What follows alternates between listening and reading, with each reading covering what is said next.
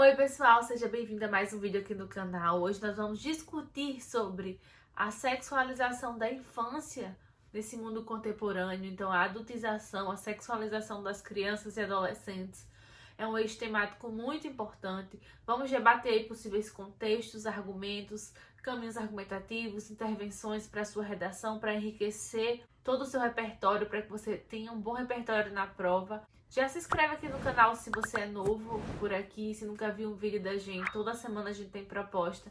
Já ativa o sininho para não perder nenhum vídeo. Se você já é inscrito, apenas curta e compartilha esse vídeo. Vai ajudar muito a chegar essa informação a pessoas que também precisam, a divulgar o nosso trabalho que é tão importante. Já me acompanha lá nas redes sociais, no meu Instagram pessoal e do projeto, para não perder nada que a gente posta, para interagir. E é isso, vem comigo!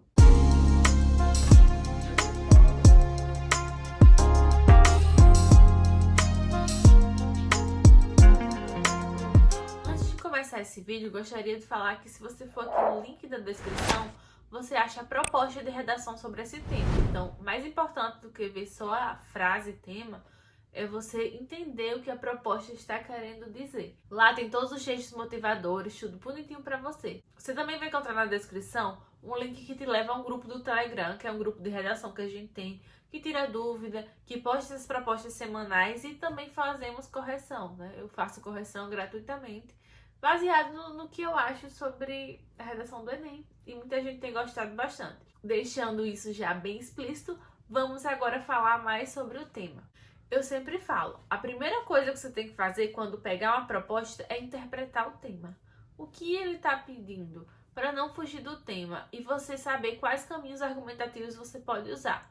Esse tema está bem aberto, tá? Não é caminhos para combater isso, ou desafios no combate a isso. É um tema mais aberto, então você pode fazer qualquer caminho argumentativo. Quais os possíveis caminhos argumentativos para esse tema? Primeiro, o que gera esse problema? O que faz com que essas crianças elas sejam adultizadas, sexualizadas desde muito cedo? Então, posso falar uma redação inteira sobre o que gera essa problemática. O segundo caminho argumentativo é quais são as consequências disso? O que isso gera nas nossas crianças? O que isso gera na sociedade? Qual é a problemática aí que é gerado por causa desse tema? Você pode também ir para o lado de por que a gente precisa resolver essa problemática? Por que ela é tão importante? Por que ela é uma coisa que você tem que resolver de imediato, que não é uma coisa legal de se acontecer? Um outro caminho argumentativo é como resolver. Isso é muito importante. Eu gostaria de falar uma coisa para vocês. Vocês sabem que na conclusão, na intervenção, a gente deve, né, não pode, deve trazer uma solução para o problema. Aí você vai me dizer, como eu vou fazer uma redação com um caminho argumentativo que é falando como resolver? Como eu vou diferenciar o que é argumentação do que é intervenção? Prestem atenção. A argumentação ela tem uma estrutura específica. Se você não sabe, vai lá no nosso vídeo de desenvolvimento que está ensinando bem direitinho. Ou seja, na argumentação você vai trazer uma coisa, ou seja, um meio mais geral que precisava ser resolvido. Por exemplo, para resolver esse problema eu preciso trazer educação nas escolas sobre isso. Tá? Um exemplo bem tosco. Então, é um exemplo mais geral. E aí, no seu argumento, você vai provar por que aquilo que você falou é verdade. Você vai provar por que a educação nas escolas, por exemplo, traria a resolução desse problema. Isso que você vai fazer se você colocar esse caminho argumentativo. Já na intervenção é o contrário. Você não vai provar que aquilo ali vai ser eficiente. Você vai dizer o que tem que ser feito detalhadamente. Ou seja, por meio de quê, quem vai fazer, onde vai fazer, por que vai fazer. Mas não vai provar, você vai detalhar. Já no argumento você vai provar, então é diferente. Então, na intervenção é uma coisa mais óbvia, mais prática, mais determinada. É isso, isso e isso. Você vai ter que detalhar. Na argumentação do desenvolvimento, se você optar por esse caminho de como resolver, vai ser mais amplo. Você vai mostrar como e vai provar que você está certo. Lembrando que eu sempre digo a vocês que isso são vários caminhos, tá? São vários caminhos esses, mas você pode mesclar. Então, numa redação você pode falar sobre uma causa e uma consequência. Então, aí vai de você. Você só tem que deixar bem claro qual é o seu projeto de texto lá na sua introdução. Você tem que deixar isso claro pra gente. Quando a gente vai corrigir a redação, isso tem que ser bem explícito. O que você vai falar? Qual é a sua construção? Tem que mostrar que você planejou o seu texto. Lembrando que eu sempre falo, eu separo ideias para contexto e para argumentação. Só que você pode usar o que eu falei no contexto na argumentação, ou vice-versa, porque são coisas básicas, sabe? São coisas que você pode usar de qualquer forma. O que vai mudar é quando você coloca num contexto é diferente de quando você argumenta. Você vai ter que trazer coisas diferentes sobre aquele aspecto, mas você pode usar. Eu separei para ficar mais didático, assim, uma coisa mais geral de uma coisa mais específica, tá bom? Eu também separei mais ou menos como aqueles caminhos argumentativos, consequências, causas, então eu vou dizer para vocês bem organizado. Vamos lá então para contexto. O que é que eu posso trazer no contexto? O primeiro que eu trago vai ser bem clichê para esse tema, mas ele é muito importante, que é a questão de Melody, gente. Melody tem o que hoje? 14 anos, 13, não sei. Mas ela faz sucesso desde os 8 anos. E ela sempre foi adultizada. Ela sempre foi colocada como uma mulher mais velha. A vestimenta, os comportamentos. Então o pai dela usou isso para ganhar fama e foi muito criticado na época. Por um tempo ela ficou mais quieta, tentando se vestir mais como criança. Mas depois o problema voltou todo de novo. Foi tampar o sol com a peneira, né? Como se diz. Então é um exemplo muito forte do que a gente tá falando. Não sei se vocês lembram, mas existe uma banda infantil, né? Que se chamava Molecada. Então, nossa, na minha época de criança, acho que não de criança, mas de pré-adolescente, mais ou menos. Quando eu ainda era muito chamada para aniversário infantil, tocava muito Molecada. Então, assim, a princípio você não vê nada de errado. Mas se você olhar, as meninas dançavam parecidas, muito parecidas com as dançarinas do Tchan. Então, a roupa que elas usavam, o jeito que elas dançavam, era exatamente igual às adultas. Então, você pode problematizar isso aí também. Esse contexto, eu acho que é o que mais você pode usar também na argumentação. Mas eu tô trazendo aqui como contexto porque você pode fazer sua redação inteira dentro desse aspecto, né, desse viés, que é a questão do machismo e do patriarcado, né, nossa sociedade patriarcal. Você tem que entender que nessa sociedade nós temos a mulher como tendo um papel importante que a sociedade diz que ela tem. Então, você tem que ser responsável, você tem que saber cuidar da casa, você tem que ser bonita, você tem que ter o corpo assim, porque o homem gosta assim, porque o seu marido não vai gostar se você fizer isso. Então, infelizmente, desde muito jovem, as meninas, elas ficam com isso na cabeça, fica todo mundo dizendo, enchendo o saco. É uma pressão social tão grande que você vê que as meninas desde cedo já tentam entrar nesse padrão imposto. Por isso que você vê meninos, por exemplo, que na maioria dos casos, aliás, não são alguns meninos, todos os homens, né? São considerados meninos até a idade adulta, pra sempre, né? Ele é sempre mais imaturo que a mulher. Você diz, a mulher amadurece mais cedo, porque ela é forçada a isso. Isso não é legal, porque a responsabilidade, a pressão fica toda em cima dela. Então você pode usar isso sim. Na minha redação que eu tô escrevendo sobre esse tema, a minha tese é que as meninas sofrem muito mais do que os meninos, tá? Claro que os meninos sofrem um pouco, mas é quase nada. Quando a gente fala desse problema, a gente tá falando muito na questão das mulheres, tá? Das meninas realmente jovens que estão sufocadas por esse padrão e já estão reproduzindo isso desde muito cedo. Outra coisa que você pode trazer no contexto é a questão das redes sociais, né? As redes sociais, elas intensificam esse processo, porque você começa a se expor e aí você começa também a ver outras pessoas, coisas que nem são reais muitas vezes, né? Que são o que a pessoa quer que você veja. E aí você começa a ver coisas e querer imitar e querer postar igual. Então isso intensifica muito o processo, né? Meninas desde cedo aí começando no mundo de blogueiras. Então você vê isso aumentar com as redes sociais. Tem muita coisa. Você pode usar vários exemplos de meninas famosas que iniciaram cedo, que estão no mesmo estilo de Melody. Você pode trazer filme, livro, tudo que você quiser, uma citação, tá bom? Traz o ECA, tá? Que é o Estatuto da Criança e do Adolescente, o que você quiser nesse contexto. Trouxe algumas ideias apenas. Agora vamos para a ideia de argumentação. Então, como eu falei, separei mais ou menos. Vamos pensar inicialmente no primeiro caminho, que é o que causa essa adultização, essa sexualização das crianças. Primeira coisa que eu trago é o capitalismo. Você pode trazer a Revolução Industrial, você pode trazer o que é capitalismo, você pode trazer um exemplo. Então, esse meio que a gente vive de consumo, né, de consumismo exagerado, de indústria, de tudo virar um bem capitalista, você vai ter aí um aumento das publicidades. Lembra que eu falei para vocês que escolham um contexto que ele caiba nos seus argumentos, ou seja, que os seus argumentos encaixem naquele contexto. Então, sei lá, eu coloquei das redes sociais, por exemplo, aqui vai linkar muito bem esse tipo de argumentação. Porque eu vou falar que o desenvolvimento industrial, depois das revoluções que nós tivemos, né, revoluções industrial, ela permitiu o surgimento das tecnologias e a produção em massa. Essas coisas, quando associadas e linkadas também com o desenvolvimento da publicidade, isso estoura assim de uma maneira que faz com que as crianças elas passem muito por situações de ver produtos, de ver coisas e querer reproduzir a todo custo. Eu empurro certos produtos, certas coisas que são desnecessárias para as crianças, que são só dos adultos, porque eu sei que as crianças vão querer. Criança não pensa, eu não posso, eu não preciso. Não, eu vi, achei legal, eu quero. Vão insistir para os pais. Então começa a empurrar esses produtos para as crianças para poder lucrar mais. E aí vem aquela questão da publicidade infantil. Tanto usar crianças na publicidade, isso gera sim uma adultização muito grande das crianças, ou também fazer publicidade para esse público infantil, pegando a fraqueza emocional, a fragilidade psicológica, o caráter em formação e se aproveitando disso. Foi até tema de redação do Enem, a questão da publicidade infantil. Não esqueçam. Você pode falar sobre a exploração que os pais estão fazendo hoje sobre os filhos. Tem crianças muito jovens entrando no mercado da internet, da produção de conteúdo digital. Os pais, por exemplo, gravando blogs. Isso é até uma discussão muito grande, tá, gente? Porque você tem crianças que muitas vezes são constrangidas. Às vezes são coisas que vão constranger a criança quando ela crescer. Às vezes são coisas que não são legais, mas são engraçadas.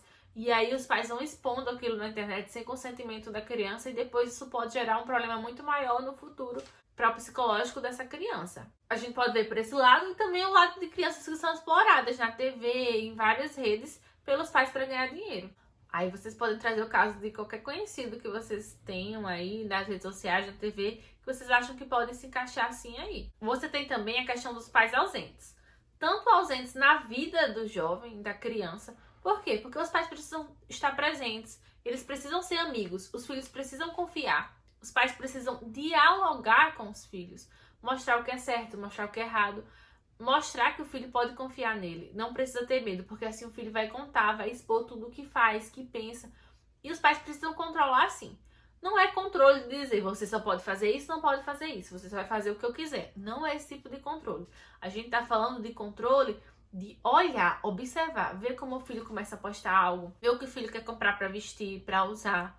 Então, dependendo da idade, sim, você tem que dizer, não pode. Né? Você não vai pegar uma criança, por exemplo, de 4, 5 anos e vai deixar ela comprar um batom vermelho porque quer, porque não é legal. Não é apropriado para a idade. Então, é controlar no sentido de ver o que é apropriado para a idade e deixar a criança ter acesso apenas àquilo. Mas para isso eu preciso ter pais presentes, pais que conversem com os filhos, pais que olhem. Nem todos os pais percebem o que está acontecendo na vida do filho. Acho até bom ele se distrair com outras coisas que nem são apropriadas para a idade dele, mas vai me dar um descanso, sabe? Então, isso é um problema muito mais sério que tem por trás dessa problemática. Para a gente ir nessa transição do primeiro caminho argumentativo, que são as causas, e para o segundo, que são as consequências, eu vou trazer um argumento que você pode usar para os dois.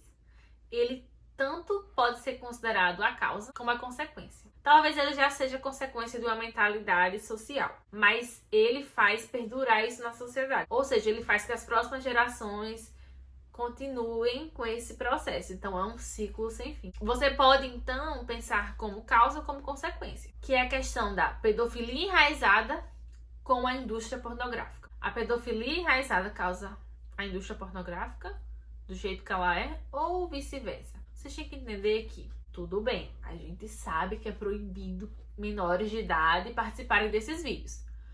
Mas a gente vê que eles pegam atrizes velhas, mais velhas, né? Maior de 18 anos, 19, 20, muito próximo ali, que tem cara de criança. Eles vestem como criança, elas falam como criança. Então você tem toda uma construção para aquele personagem ser como uma criança. Quando você produz isso em massa, quando você divulga isso e as pessoas assistem, vai começar a ficar na cabeça de que é legal transar com novinha, é legal ver sexo estimulado em pessoas mais jovens. Então isso deixa uma ideia de pedofilia no cenário social. E vice-versa. Isso já existe porque essa indústria explora uma mentalidade pedófila que ela está na sociedade. Qualquer homem nessa sociedade que a gente vive machista, mesmo que inconscientemente, ele quer namorar uma menina mais nova. Ele quer casar, ele quer trocar a mulher por uma mulher mais jovem. Existe a ideia de mulher sem pelo. Por quê? Porque eles acham nojento? Muitas vezes não, porque homens também têm pelos. Mas quem não tem pelo? Criança. Então, às vezes, é inconsciente, a pessoa nem sabe que tem essa mentalidade, mas lá no fundo você comete coisas que traz a raiz do problema, sabe? Esse imaginário que foi criado na sociedade, no mundo masculino, de que a novinha, de que a criança é muito melhor. Talvez pelo fato de que, pela ingenuidade, você consiga manipular e controlar. Então você consegue tirar muito mais coisa de uma criança, de uma pessoa mais jovem, do que de uma mulher que já tem mais maturidade para dizer não. Seguindo nessa linha de consequência, a gente também tem um grande número de abuso sexual com adolescentes, com crianças. Muitas crianças sendo abusadas, muitos adolescentes sendo abusados. Então você pode trazer um dado estatístico. Isso é consequência, sim, de você sexualizar, de você olhar para uma criança e enxergar ali prazer sexual. Então isso faz com que aumente, sim, esses dados de violência sexual contra essa população. Outro argumento da consequência, gente, é o alto número de gravidez na adolescência, que tem sido exorbitante nos últimos tempos. Por quê? Porque você tem crianças que são sexualizadas, que são adultizadas, então elas entram na vida sexual muito mais cedo. Isso é problema? Por que isso é problema? Porque elas ainda não têm maturidade para entender a responsabilidade que é você cometer um ato sexual. Você precisa se proteger contra DST, contra gravidez, e aí você não tem ainda aquela responsabilidade, aquele senso, e você tem pessoas jovens, imaturas, fazendo sexo. Então você vai ter um número alto de pessoas que tenham gravidez na adolescência. Outro argumento que é consequência disso tudo, que é um dos que eu tô usando também na minha redação, que eu acho que, assim, é um pouco complexo de você explicar. Mas vocês sabem que muitas mulheres estão passando por relacionamento abusivo há muitas décadas. Hoje em dia só é exposto mais, as mulheres só conseguem enxergar mais porque a gente começou a falar sobre isso, a pensar sobre isso. Quando a gente fala de relacionamento abusivo, abuso, não é só abuso sexual, não é só abuso físico. A gente tá falando de manipulação. De manipular uma pessoa para que ela se sinta sempre mal, sempre submissa, para que você tenha a pessoa sempre ali fazendo o que você quer. Vocês sabem o que eu tô falando de relacionamento abusivo. É uma esfera que a pessoa fica envolvida, é manipulada e levada a fazer várias coisas que nem percebe que tá fazendo porque não quer. Todo mundo conhece muitas mulheres, não é só uma, todo mundo conhece muitas mulheres que já passaram por um relacionamento abusivo. Isso acontece com todas, inclusive mulheres mais experientes, mais maduras, que têm uma construção já pessoal muito grande. Imagina com meninas mais jovens. O que tem hoje em dia de menina de 13, 14 anos namorando com um cara de 20, 23, 24, não é brincadeira, gente. Não é brincadeira, eu conheço vários. Quando você passa dos 18, 20 anos, 10 anos de diferença não é nada. É só número, é só idade. Mas quando você tem até 18, 20 anos, abaixo disso, 5 anos, 4 anos de diferença já é muito.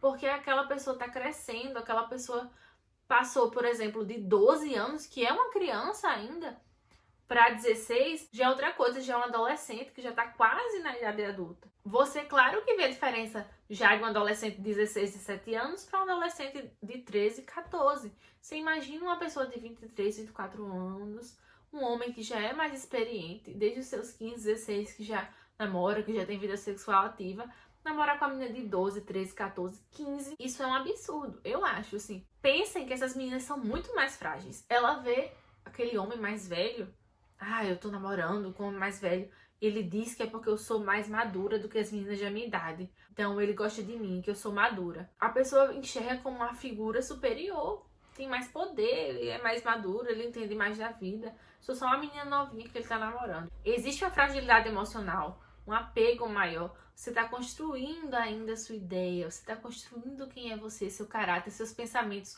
suas ideologias. É aí que você vai descobrir mulheres fortes para se apoiar. Aí você vai descobrir o feminismo. Essa é a idade. Então, quando você não tem descoberto nada disso e na sua formação você tem alguém que tá sempre ali como um AD superior, você tem um aumento na suscetibilidade dessas meninas de ter um relacionamento abusivo. É muito difícil que elas estejam em um relacionamento em que elas não sejam manipuladas. Outra coisa que tem como consequência, né, tem muitas, é a questão da depressão, do suicídio, da ansiedade. distúrbios psicológicos que essas pessoas passam da adolescência para a idade jovem, adulta, tendo. Por quê? Porque você pulou fases de desenvolvimento, fases importantes, porque uma pressão social que deveria ter sido feita com você bem mais velho, e olhe lá que isso já não é legal, mas a gente sabe que viver em sociedade é isso, é viver em pressão social direta. Aquele tal de fato social de Durkheim, né? A gente sabe que a gente tá em sociedade, a gente tá em constante pressão para ser aquilo que a sociedade quer. Quando a gente já é mais velho, a gente já tem certeza do que quer, a pressão social ela apenas nos molda, mas a gente não vai deixar de ser quem é. Mas quando você começa essa pressão muito mais jovem, as pessoas acabam se frustrando, porque elas vão seguindo a maré da pressão social e depois elas percebem, se enxergam lá na frente que não estão felizes. Você não teve capacidade para enxergar no momento porque você era muito jovem. E agora, no caminho de por que a gente precisa resolver esse problema? Por que é tão urgente? Primeiro porque as crianças e adolescentes precisam de um ambiente saudável para se desenvolver. É nesse período que vamos ter desenvolvimento social, afetivo, emocional, várias coisas que precisam se desenvolver em um ambiente saudável.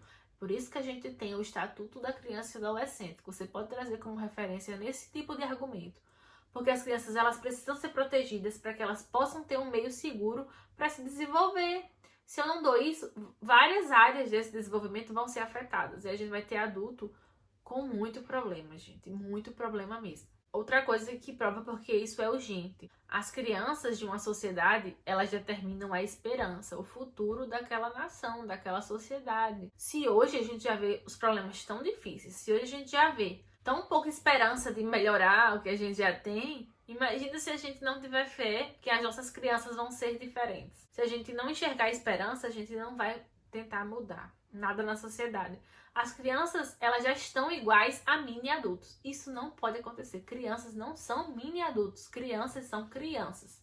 É muito peculiar o mundo de desenvolvimento delas. Adultos já estão formados. Crianças não são mini adultos. Vou repetir isso aqui 10 vezes se for preciso. Se as crianças já fazem as mesmas coisas, como é que eu vou ter perspectiva de mudança?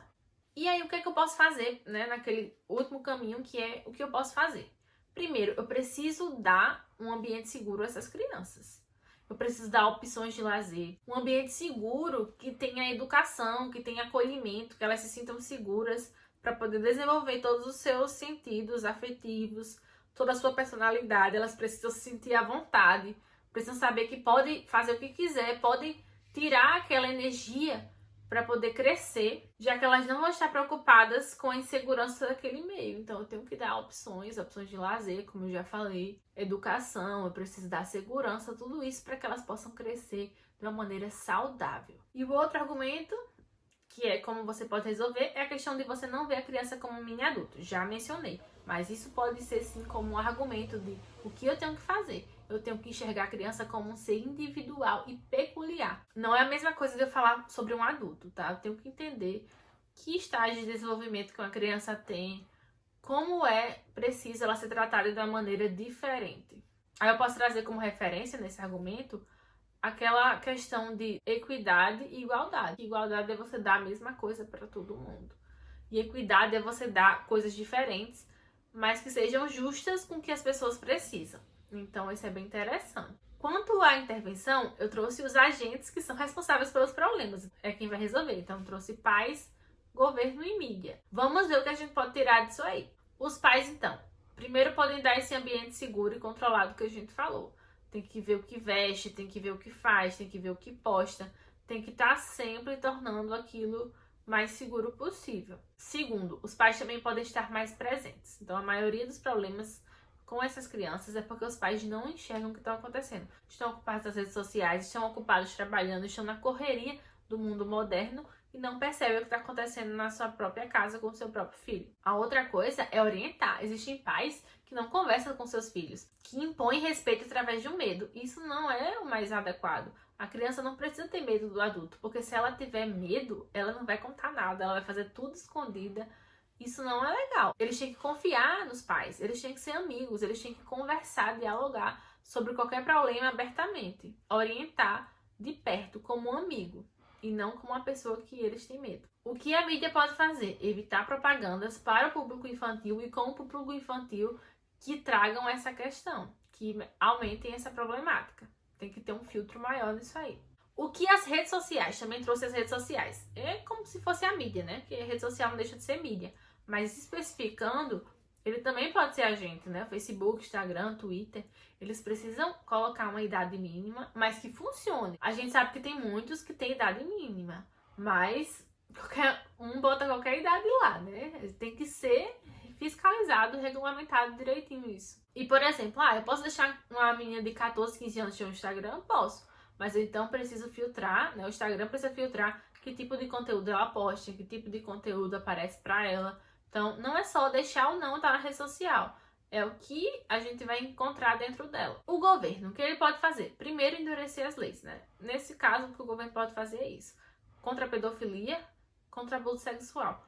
Claro que já existem leis, claro, gente. Mas, principalmente, sobre a questão de namoro com adolescente. Só é crime ter relacionamento com adolescente de menor se a menina tiver até 14 anos. A partir dos 14 anos, se for consentido, não tem problema. E aí entra naquela questão que eu falei pra vocês. Vocês acham que a menina de 14, 15 anos, elas não vão ser manipuladas por um homem de mais de 20? Não é coerente, não é adequado, mas pela lei brasileira não é errado. Então, a gente tem que repensar essas leis. Também tem a questão de regulamentar e filtrar os sites pornográficos. Eles não podem postar tudo que querem. Não é porque não tem pessoas de menor que não vai estar errado você incitar a pedofilia nos vídeos. Então tem que ter um filtro maior nessas coisas. Também temos o Ministério da Saúde e Educação, que podem trabalhar juntos para trazer, sim, educação sexual em debate, em palestra, como ensino obrigatório, para que as crianças elas se protejam, como aquilo que eu falei lá no argumento, que elas não façam uso do sexo, muito jovens, sem saber como se prevenir. E aí você vai prevenir muita coisa, doenças sexualmente transmissíveis, gravidez. Então é isso, gente. Espero que vocês tenham entendido. Até o próximo tema. Gosto muito de falar aqui com vocês. Não percam os outros vídeos.